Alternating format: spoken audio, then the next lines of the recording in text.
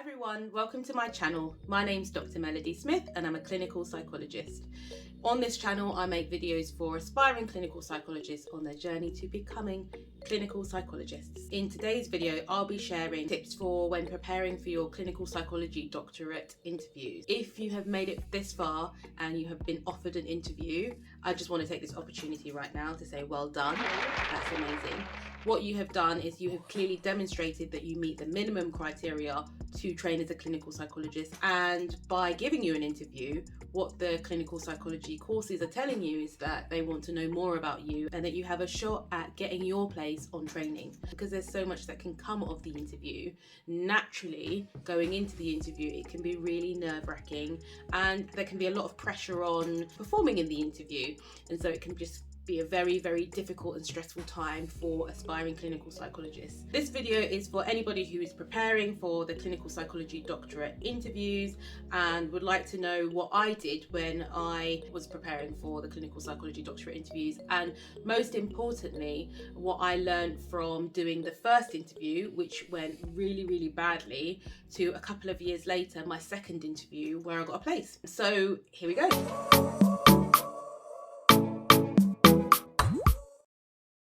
Practice, practice, practice. I literally cannot drive home enough how important it is to practice. Practice. Interviewing is a skill. Just like with anything else, any other skill, the more we do it, the better we get at it. It's just a way of life. So it's important to do all the preparation in terms of like writing down what your experience is and knowing what your experience is, doing a bit of reading, preparing the body in terms of, your emotions. But the bottom line is that you're going to have to go into an interview setting. And by setting up a mock interview, it just helps you to habituate to that setting so that when it actually does arise, it's less daunting. It's more of a kind of familiar scenario. And that familiarity can help to just lessen your nerves a little bit. So while it's daunting to do practice interviews, if you have the opportunity to do them, I would highly recommend that you do.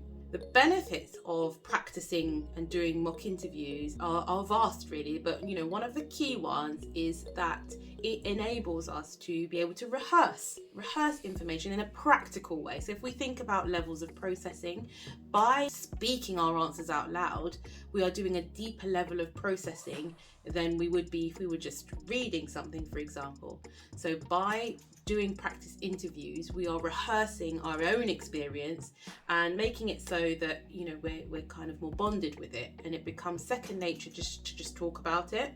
We have a better understanding of our experience through speaking about it and making meaning from it, and it means that you're no longer having to think about what it is that you've done. You've got that down, you understand that, and instead you can focus on just talking about what it is you're talking about in an authentic way. Also, by talking through your answers, it helps you to practice using the language, the formal language, psychological language that will be used in the interview. Sometimes the words can be a bit jargony, and so just by having gone over them, they just feel like they're more familiar, and you'll hopefully find that you're not stumbling over your words as much and that the word that you're looking for comes to mind quicker. Also, we've got to bear in mind that the frontal lobes are a bit sketchy at this point, and so our ability to recall all of this information and to structure our sentences is quite challenging at that point, and so any head starts that we can get are going to be beneficial.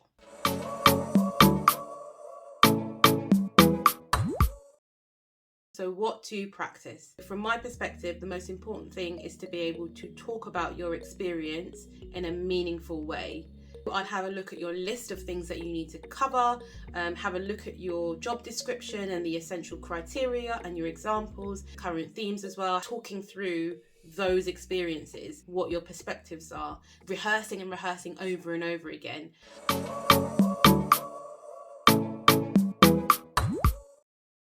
How to practice. Of course, if you have a clinical psychologist as a supervisor, you're going to have supervision, and it would be a very, very good idea to use some time in supervision if you're able to do a mock interview with your supervisor. That would be ideal. If you're not directly supervised by a clinical psychologist, as was the case for me, ask clinical psychologists in your department or clinical psychologists that you know to help you out and give you a mock interview and some feedback, sort of as a one-off thing. And I would suggest you think very strategically about when you do that mock interview. It may be more helpful to do the mock interview with the clinical psychologist sort of closer to your interview date, not right up to your interview date, but closer to your interview date, so that you've got the knowledge and information in your head and you're pretty much there, and you just want to know kind of what you can do to tweak your answers to just give them that extra edge. And a clinical psychologist, having been through the process before and working in the field, would be best placed to give that kind of feedback.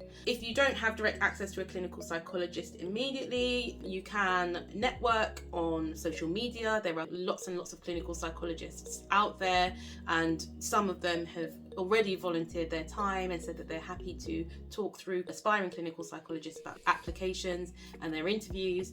It might be worth just reaching out to a clinical psychologist and networking. Another really useful person to speak to would be somebody who has recently got onto the training course. So if you know anybody who has, ask them if they'd be willing to give you some pointers or even some time to just think about interviews, their experience of interview, any interview questions that they might remember. And you can also find people who have recently got onto training on social media or on forums for aspiring clinical psychologists. When I was preparing to interview my second time around, I tapped into my university careers department. So lots of people don't know that if you're within 3 years from graduating from your undergraduate or any university, that you still have access to their careers facilities.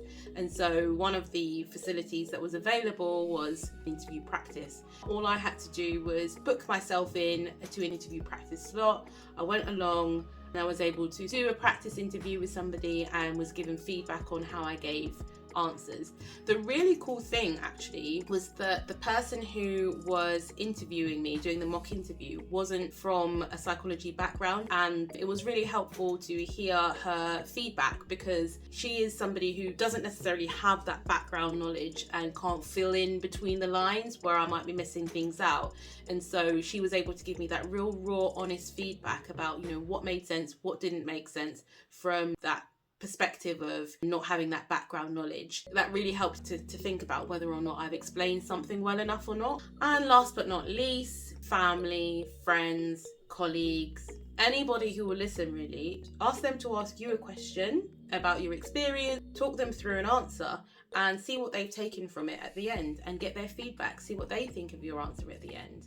But the key thing, I guess, with you know, talking to colleagues, family, friends, whoever, is that being able to practice and have a listening ear and somebody to give you some crude feedback about your answer and how much they've understood.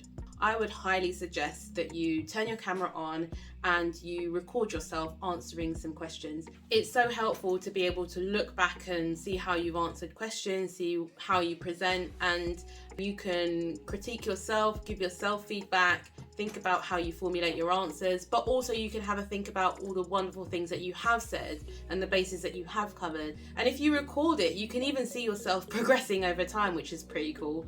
And in these times of like COVID and the fact that the interviews are going to be online this year, there's no better time really to practice sitting down in front of a camera and looking into the camera and speaking about your experience. I hope these tips for interview have been helpful. I welcome any comments below. I've been Dr. Melody Smith.